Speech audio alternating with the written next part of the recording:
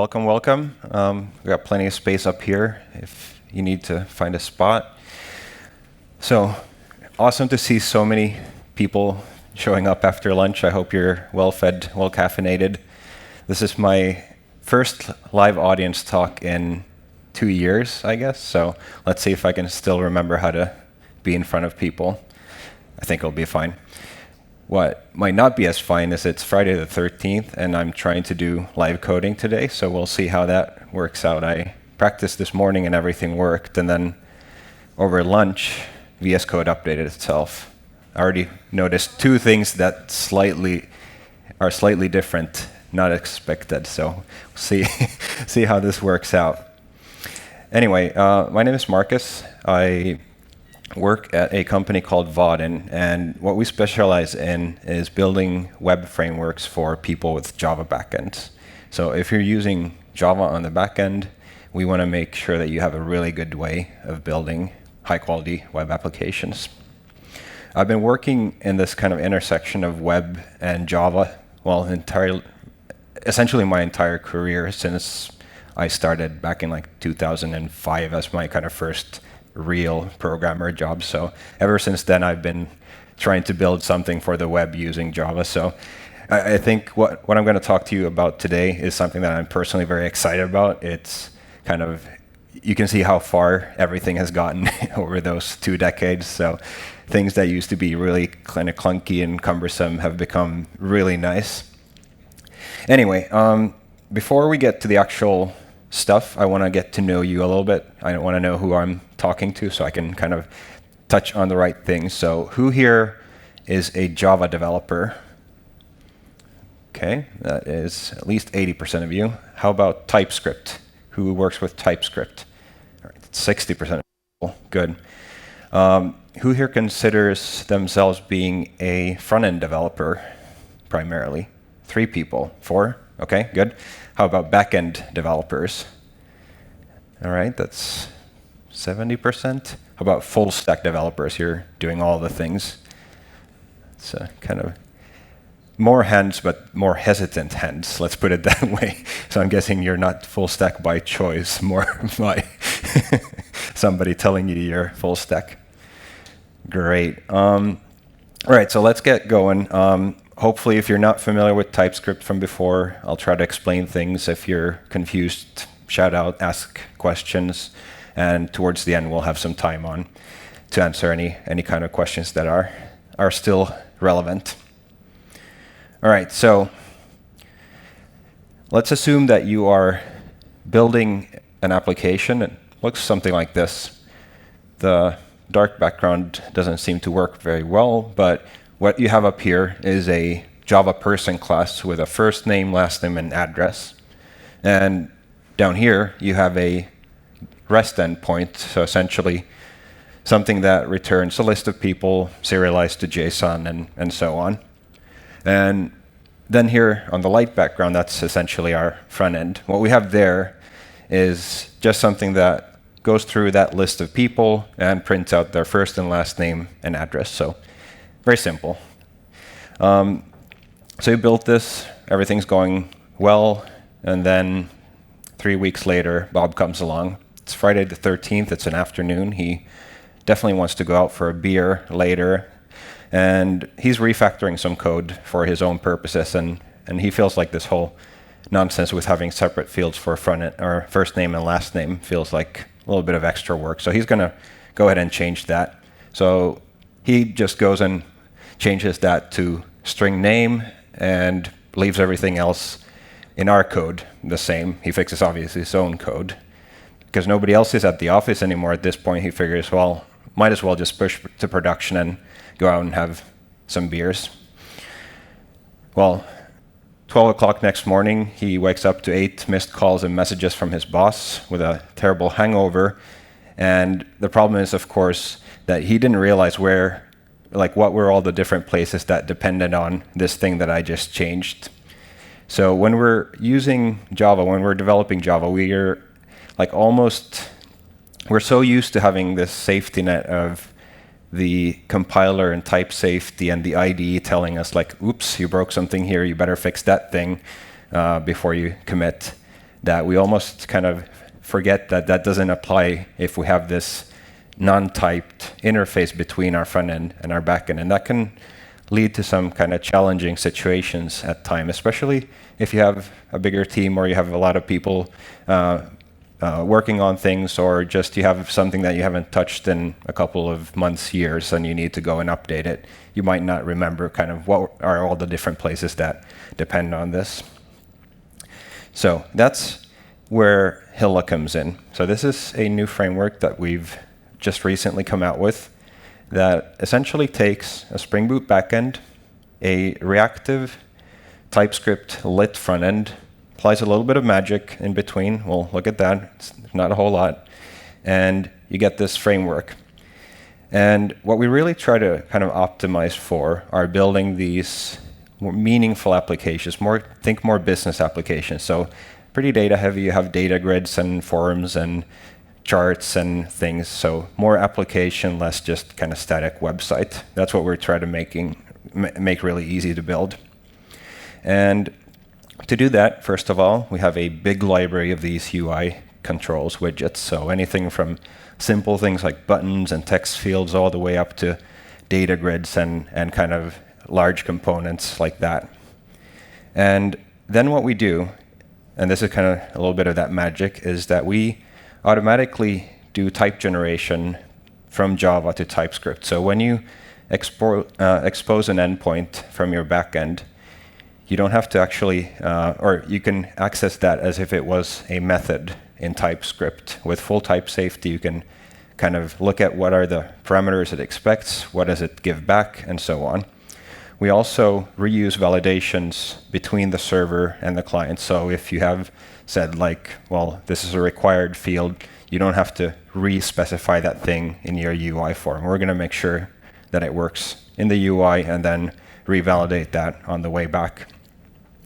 We take things of just very basic things like routing and things, but what's also interesting here is that we have an integrated set of build tools. So by just running the Maven kind of build, it will take care of, in the background, running all the front-end build processes and everything. So you just start one Maven process, and you can just start typing, and it'll automatically reload your browser as you're coding along. And I'm also going to, hopefully, if time allows, show you a new feature that we just recently added, which is support for reactive endpoints. So if you have a reactive endpoint working with flux and mono and all these other kind of reactive types, you can also expose those and subscribe to them. So if you're kind of listening on or kind of monitoring things happening in the backend, you can very easily kind of just have a full stack reactive application where both your front end and your back end are reactive. This is an open source framework. And one thing that is kind of not here in the kind of set of features, but something that's also worth noting is that we have kind of made these choices of selecting all these different pieces, and we kind of make sure that they all work together. So if you're putting together a stack similar to this on your own, you select, say, a front-end framework, maybe you take React, and then you're like, what routing library do I need to use with this, and how about what form library? And at the end of the day, you're in a situation where you're kind of depending on kind of a fairly large number of independent third-party projects, and in a situation where you need to maintain your app for, say, a year, 2, 3, you're in a situation where it can be pretty difficult to keep track of all of these changing things and hope that they all stay in sync. So what we also try to minimize is the amount of time you have to spend on all of this kind of extra maintenance work. So whenever we update the framework, we make sure that like all the versions of all the things that we ship with work together, so you don't have to deal with that. All right, that's a lot of talking, not a whole lot of coding that I promised. So let's dive into the actual code, and I just want to show you what it looks like building an app with this. We're going to build a very simple app, but still kind of touch on all of these different things that we just mentioned. And again, everyone in the back, you can see the code? Yep. All right, so here I'm in a project. I'm looking at just a single view, and this is the lit-based TypeScript view. who here is not familiar with lit from before? Okay, so that's about a third of you. So are you familiar with React as a concept, how that works? So you have a component model where you have a state and a declarative template, and whenever the state changes, the template will get re-rendered. All right, so this is exactly the same, but built using browser standards. So same concept, about 30% faster and kind of less overhead in terms of running this in the browser, but conceptually the same. So I'm going to start this build here. So I'm just going to run Maven, and this will start everything up for us. It'll open up the browser. We'll see our hello world here. And if we change something here, it'll update in our browser. So if we just first take a look at the actual, like, how do you reactively update this view? So like I mentioned, you have a state.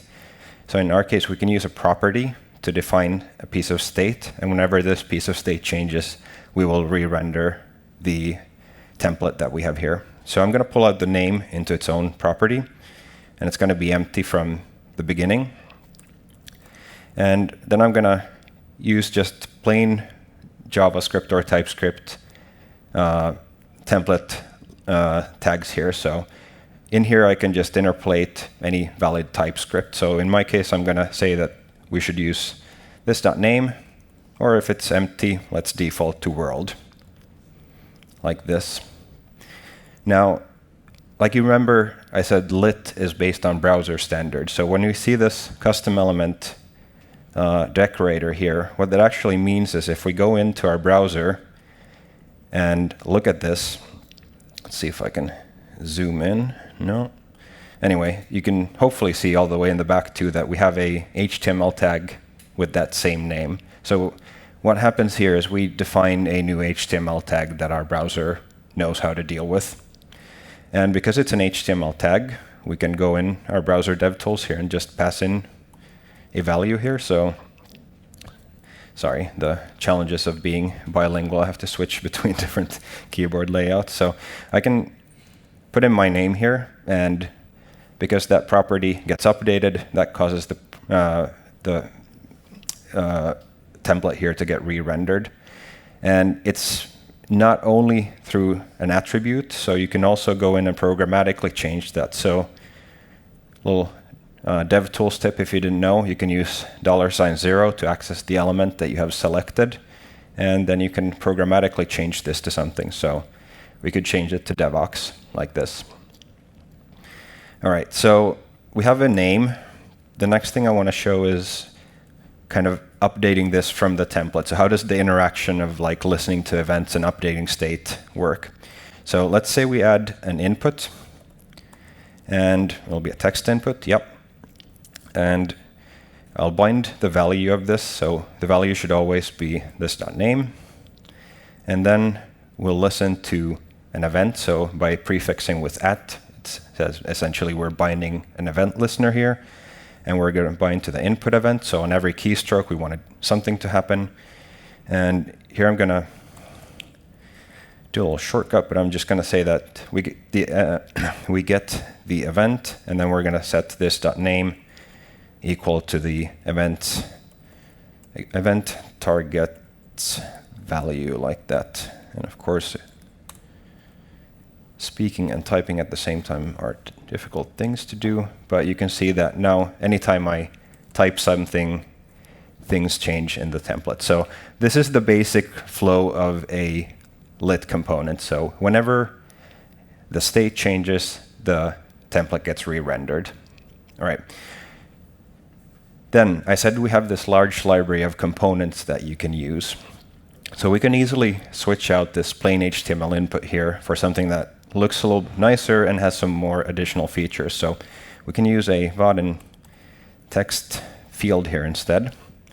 And I'm going to add a end tag here because the web component spec requires that. But now, in addition to all the features, I have a text field. I can add some other things, like I can add a label saying like this is for name. I can set a clear button visible thing, which will allow me to type in something here, and there's a clear button here that I could use for for clearing it out. Good.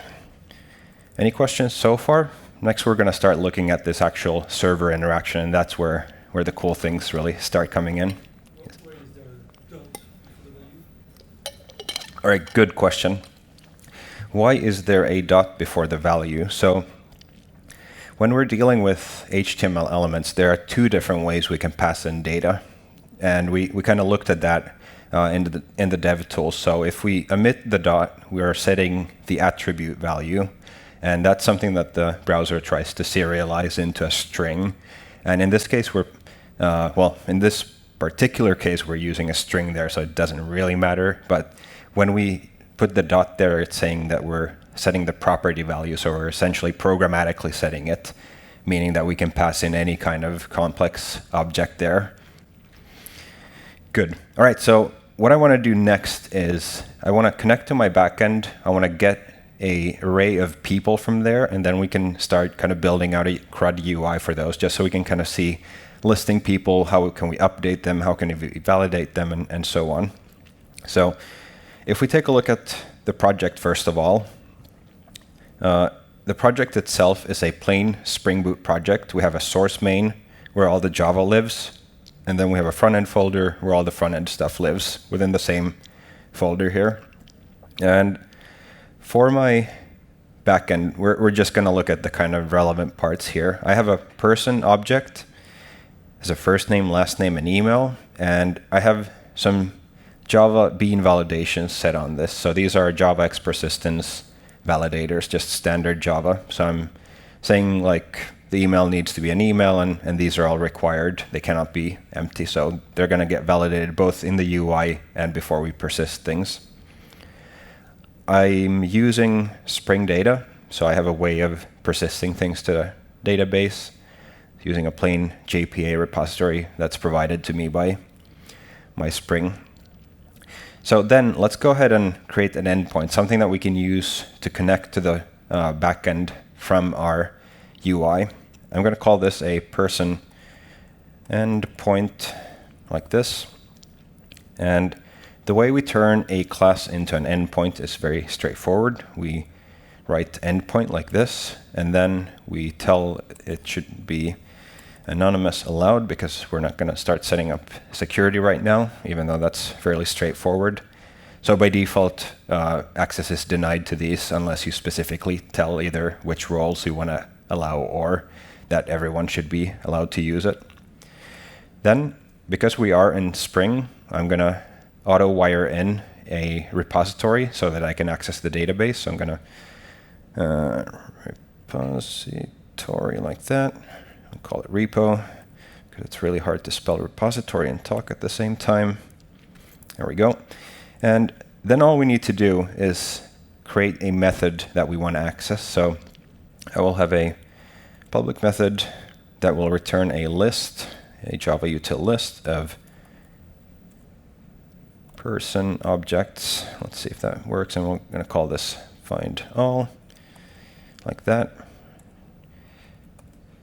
Go in and do the imports. There we go. And this will return whatever we get from our database repo find all. Straightforward. All right, so now this is the magic part. So this is where things kind of deviate from how you would normally do if you had a REST endpoint. So I'm going to define a state. A state is very similar to property, but it's used for things that are internal to our component. We're not expecting somebody from the outside to be giving us this value the same way we set the name. And we're going to call this people. And the type of this people state will be a person array.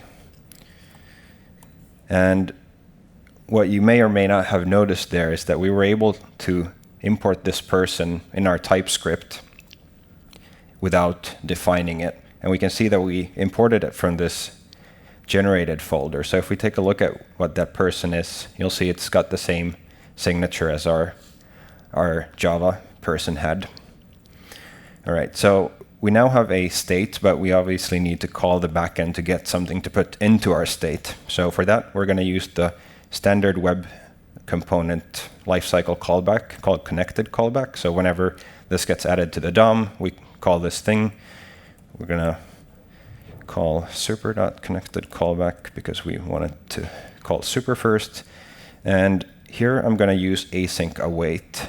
Who here is not familiar with async await and asynchronous programming in TypeScript? Okay, everyone is more or less familiar, but so that's good.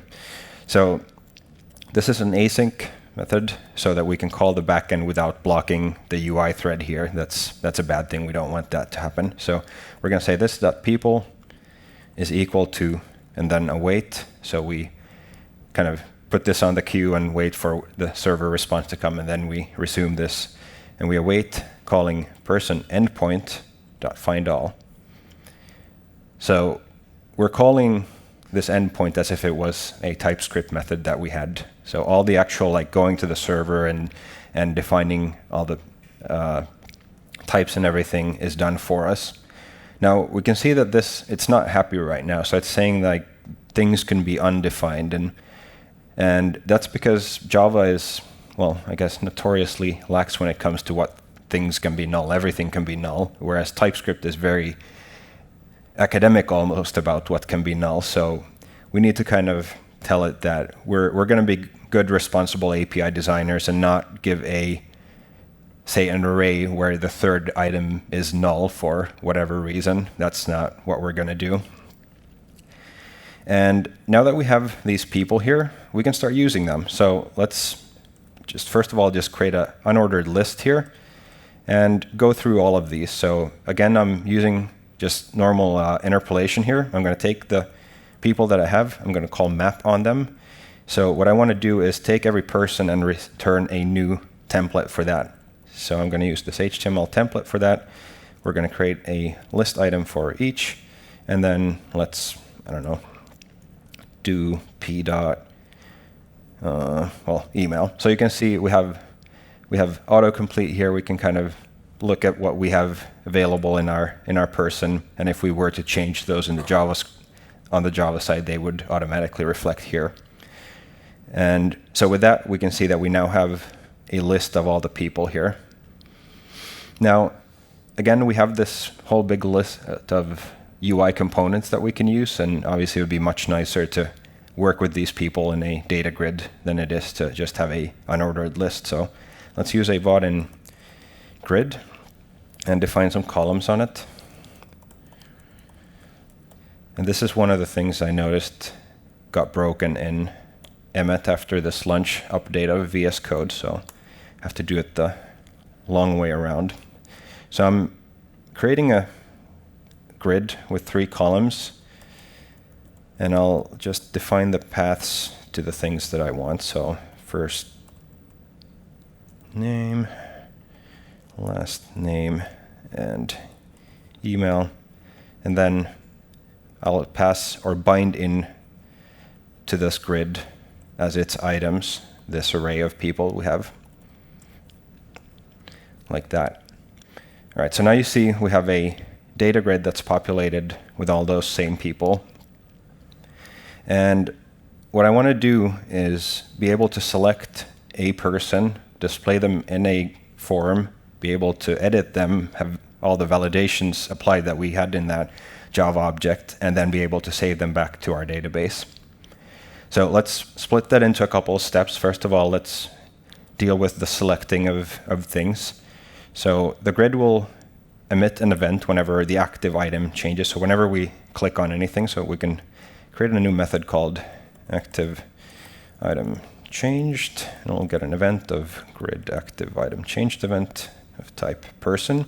So the grid knows the type of object we're working with here. And we're going to create another state where we track whoever is the selected one right now. So state selected is and this will be optional because we may not have a selected person at all times. So here we just say this dot selected is equal to whatever the event detail value is. And here we can see that the value is always of type person, so TypeScript is happy. So now that we have the logic behind there, we can go ahead and bind this. So with an at, again, we can bind to an event. We can say whenever the active item changes, run this .active item changed. And then we're going to say that the selected items is equal to an array of that this .selected item, like that. So now if we select the row, we can see that it gets selected in our grid. And I mean, that's not very cool in and of itself, but now that allows us to also use that information about the selected item to build a form. So let's go ahead and do that. So for this, I'm going to use some of the kind of built-in CSS helper classes to do a CSS grid with 2 columns, a little bit of a gap. And in there, we're going to put our form field. So I'm going to create a grid with grid calls to gap medium items baseline, like that. And in here, let's start creating these fields. So I'll use Vaadin text field. And we need 2 of those for first and last name. And then we'll have a Vaadin email field. And then we'll have a button, like that. So for the fields, what I want to do is add a label for each of them so people know what to put in. First name, last name, and email. And this will be a save button. And if we look at what we have right now, we have a little form down here. I'm going to make this stand out a little bit more. So I'm going to say this is a primary theme button so that it kind of stands out a little bit more. And what I want is for this form not to always be visible. So it doesn't make sense, like, what are we editing right now? So we can bind again here saying that this should be hidden if we don't have a selected person. So now it's hidden, now it's visible, now it's hidden, now it's visible, and so on. All right, so then let's take a look at how we can bind data from this object that we have to these form fields and apply all those validations that we have. So for that, we are going to use something called a binder, and that's something that Hilla comes with. So binder, we instantiate a new binder, and this takes in 2 things. First is a context, so where does it live, or where does the form live? Well, in this case, it lives in the component we're in. And the other is a model. So let's do this first and then look at what the model is actually. So model is similar to the person. So the person, if you remember, is just a type definition of this person, whereas the model is a more kind of rich description of that person. So it includes things like the validations that we have that can't be empty and it needs to be an email and so on. All right, so we have a binder, and we're going to pull out the instance of that model out of that binder. Are you familiar with the destructure and syntax here? So essentially we're pulling out, it would be the same as taking the model that we have here. And once we have the model, we can go into these fields and bind them. We do that by using a field directive. So we tell that this is a field binding to something on the model. And the first name will bind to the first name property, last name, email. All right. And we need to, of course, import that. Otherwise, it's not going to work.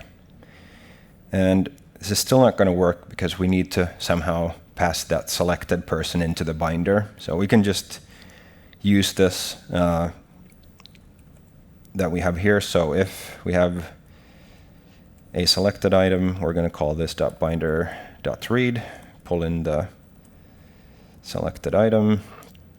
And in other cases, we can call this .binder to clear itself. All right, so let's see if that worked.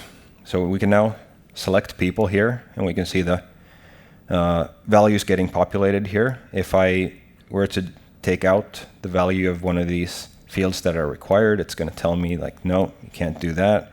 If I try to have a invalid email, it's going to tell me like, no, not going to happen. So we can see that the validations that we had defined in Java are also being applied here. Now, obviously, a CRUD without the ability to actually save things back to the server isn't very useful, so let's go ahead and do that. So for that, I'm going to bind the click event of the button to a new method that we're going to create, so this.save. And this.save will be fairly straightforward, so it'll be an async method again because we're calling the server.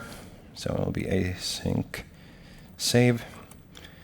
And here we're going to tell the binder to submit itself to an endpoint, and then we're going to capture what we get back from there. So const saved is equal to await this.binder.submit to, and then we're going to take the person endpoint and a new save method that we haven't implemented yet. So right now it's obviously saying that that's not something that exists, so we need to go in here and create a new method for that person. So we're going to return the updated person, save person p, and delegate this to the repo, return repo dot save. All right, see if that works. So if things go well, this should go away, the red I mean, and it's happy now. So we can see if we have a saved object, we can go ahead and update it. So this might look a little weird too, depending on how familiar you are with kind of working with immutable data structures in JavaScript. But the way the change detection works here is it looks at the instance of the array that we have. It doesn't look if something within that array changes. So we need to create a new array that has that one saved item swapped out. So we're going to do that by calling this dot people is equal to this dot people dot map. So we're going to map over all of them one at a time, and we're going to see if the p ID is equal to the saved ID. If so, we're going to return the saved object, otherwise the original object. Then we can clear the binder, clear, and clear the selected. All right, let's see if that works. Probably missed something. If I did, let me know. Okay, so we should be able to change things here. Press save. You can see that they got updated now here in our grid. And if we refresh, we can kind of verify that they actually got persisted into the database because we still get the same result. All right, let's do a couple more things since we are on time. Nothing has blown up yet, so I'm feeling adventurous here. So let's say we wanted to use this field here for filtering the people we have here in our list. We could do that by creating a getter, saying like calling it filtered people, and here we'll create a new regular expression. Is equal to new reg exp. There we go. And we're going to take in the name, and we're going to be case insensitive, and then we can just return this dot people, so the same array. We're not going to touch the actual array, but we're going to filter it and see if the concatenation of p.firstname space p.lastname matches this regular expression that we have, like that. So that takes care of the filtering in a reactive way. The only thing we then need to do is change, instead of binding to the source array, we're binding to this filtered array. And if we now start filtering here, you can see that it automatically applies. So you can see kind of the power of a reactive way of expressing yourself, just expressing that you want this grid should always show whatever the filtered people are, and you can change that. All right, so the last thing I want to show in code is these reactive endpoints. So assume we have something cool happening in the backend, and we want to show that thing happening live in our front end as it's happening without people having to refresh or anything like that. So let's create a new endpoint here, public, and we're going to return a flux. Who here is using flux as another reactive data types? Right, that's solid 4 people. Does anyone want me to explain what a flux is? Maybe an example is a best way of explaining it. So a flux is essentially something that we can subscribe to get notified whenever a new value comes along. So instead of calling the backend to ask like, hey, do you have anything new for me? And then again asking like, hey, do you have anything new for me? Just tell the backend like, hey, whenever you have anything new, just send it my way and I'll deal with it. All right, so we'll just return strings from here. String, get names. So we're going to get just a list of names that we're going to return. And we're going to return a flux of just, so we can pass in some values. And let's pick some names that we have here. So we're going to take Barry, we're going to take Letty, and let's say Cora. So short names because I'm lazy. And we're going to delay the elements by a little bit of time so that we actually have time to see things happening. Duration, seconds. So let's say 2 seconds is probably enough time for us to understand what's happening. And then again, we're gonna just add these non-nulls here for convenience. We have a feature update coming where you can specify that you, like, unless I tell you otherwise, just assume they're not going to be null. I know what I'm doing, kind of thing. All right, so what we can do now is, if you look at how we called a non-reactive endpoint, we just await for a single value to come back, whereas a flux, like we just discussed, is something that can return values to us over and over again. So instead of assigning it directly here, what we're going to do is we're going to call person endpoint .get names. That'll return essentially a flux, and then we can say on next we want to do something. So whenever the next element gets sent our way, and this is a name, we'll say this dot name is equal to that new name. And save. Let's see if this works. Hello world, hello Barry, hello Letty, and Cora. So you can see that it fetches that, and because our entire view is reactive as well, it changes all the other things that depend on that piece of state. All right. I think I'll stop there, leave enough time for questions, and then we'll do a quick recap after that. Any questions? Yes? Do you want to do the microphone? I don't know if we're doing a recording, maybe it's easier. Is there a GitHub repo or for this talk? Yes, I can put this on GitHub, and I'll have my Twitter handle here at the last slide, so I'll post it there so you can go and Cool, thank play you. around with it. Cheers. Certainly.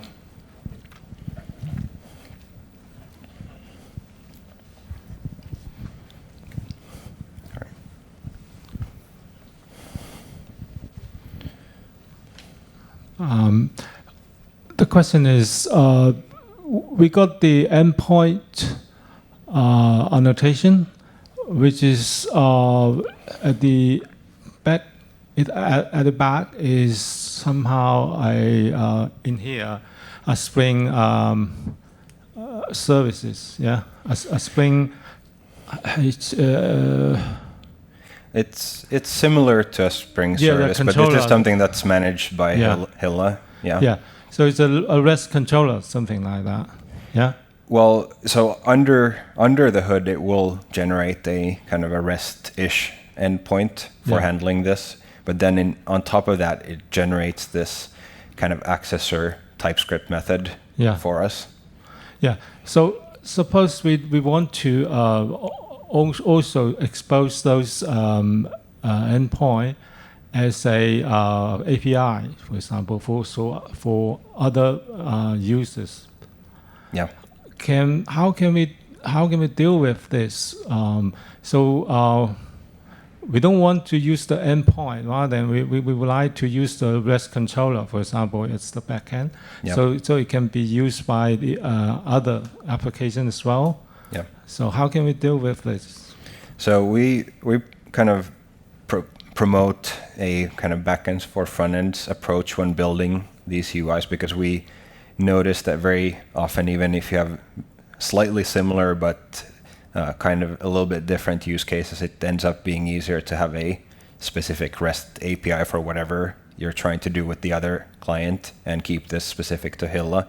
So you could define just a REST controller beside this if you wanted to have a kind of a separate REST API, but this endpoint is really meant to just be consumed by this Hilla front end.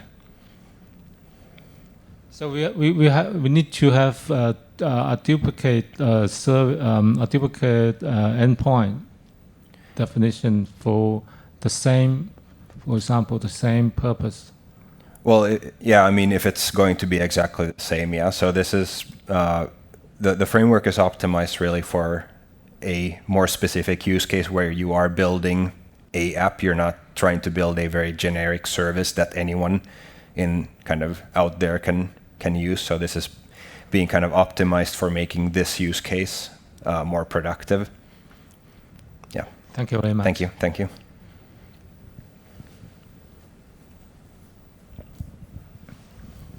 You've shown us that you have a lot of controls. Yes. Is it possible to add our own controls, or is there something? Certainly, yeah. So, I mean, what's running in the browser is just normal HTML, essentially TypeScript. So anything you can find from NPM, maybe you can use pretty straightforward. There's might not have the same kind of, there are some like integration helpers that we've done for our own components, but there's like no limitation to what components you can use there. So anything you want works.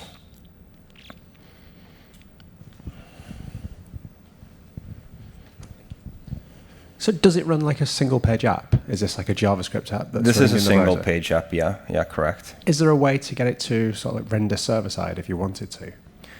Not right now, at least. It is something that we have on the kind of backlog to look into at some point, but with our focus being more these app type apps, we've noticed that it's things like SEO and things are less relevant for a CRUD view on an internal facing app maybe than it is for a more website thing. So it's something we'll probably look into at some point, but for now we've kind of noticed that this works pretty well.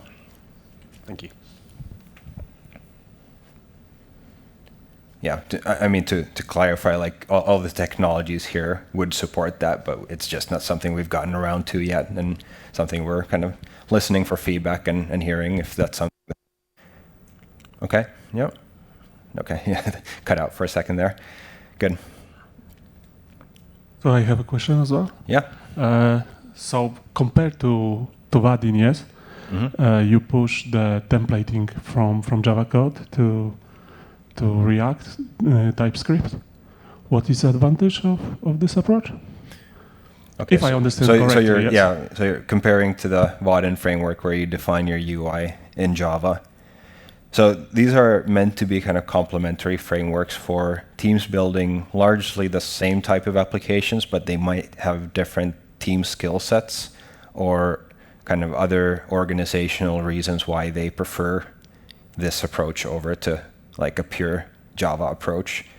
So there isn't like a better or worse way, it's more of a opinion. There are some things that you can do with this kind of client-server side model that you couldn't do with Flow. So for instance, this is fully stateless on the back end, so it's much easier to kind of scale if you needed to, and you can build, for instance, offline functionality in this application. So if you needed to have something that's installable and works offline while you're on the tube or something, you could do that fairly easily with Hilla.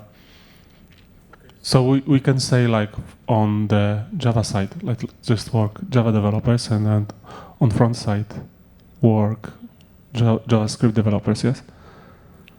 I'm sorry, I did not entirely understand. So like we have now he split into the Java, which is kind of like the backend, Yeah. and front end, Yeah. which is TypeScript. So we can split, like we have two developers, Java developer and JavaScript developer. So Yeah, we so can split that job between them. Yeah, so if you have a situation like that, this would probably be an easier approach. Like it would work better in your team in that case, yeah.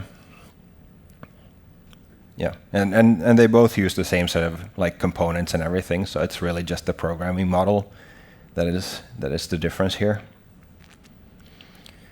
Good. Let's take one more question, and then we have 3 minutes remaining. I'll do a quick recap and share all the links and things. So, but yeah, go ahead.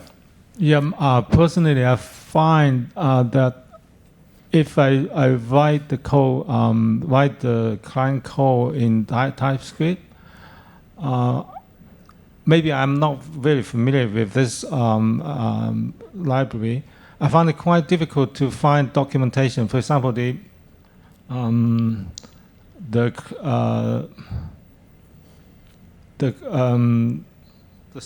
scheme, the theme, the CSS. So It's quite hard to find. For example, you have a different mixing of class for a element for something like that. But then I find that I need to go to the node model in the directory to find the file, find some library file to have a cheat sheet, something like that. Yeah. How can you make it easy to find for those for example the CSS style?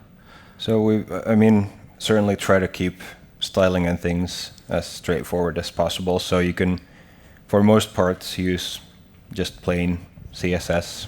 You can target things as you would in any other framework. There are some, like if you want to like go into specific components and like the specific Vaadin controls, there are some like specific ways you can do that. The components themselves have a built-in kind of, or they follow a design system which is configurable, so you can configure with CSS variables things like roundness and colors, and we have built-in support for both light and dark themes. So if we wanted to have the same app in dark, you could just kind of switch to a dark theme like this and customize. So we've tried to make it easy. If there are things that are missing in the documentation, please let us know. But good. And if that didn't answer your question, please come after the talk. I'll run through the last 2 slides here just so we can get everyone out here in time for their next talk. So what we looked at then was Hilla, and hopefully what you saw is what we tried to do. So we wanted to keep things as standard as possible. So with Spring Boot, there is very little that's kind of feels odd to you. You change one annotation to a different, and it kind of works the way you would think it does. Lit, the same way. Because it's based on web standards, it's essentially just basic TypeScript and web component APIs. There are very little kind of framework specific concepts to learn or anything like that.